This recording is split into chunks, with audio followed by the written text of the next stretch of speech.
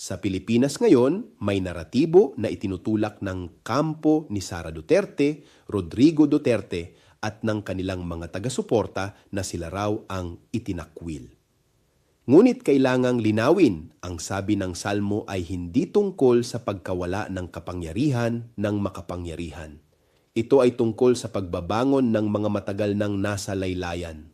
Ang tunay na itinakwil sa ating lipunan ay hindi ang may impluensya at pangalan, kundi ang mga komunidad na araw-araw nakikipaglaban para mabuhay, ang mga maralita sa lungsod, ang mga pamilya ng biktima ng karahasan, ang mga manggagawang kulang ang sahod at ang mga Pilipinong napipilitang mangibang bansa upang mabuhay.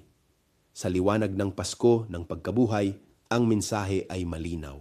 Ang mga itinakwil ay hindi nananatiling nasa ibaba. Sila ay itinataas, kinikilala at nagiging pundasyon ng bagong buhay.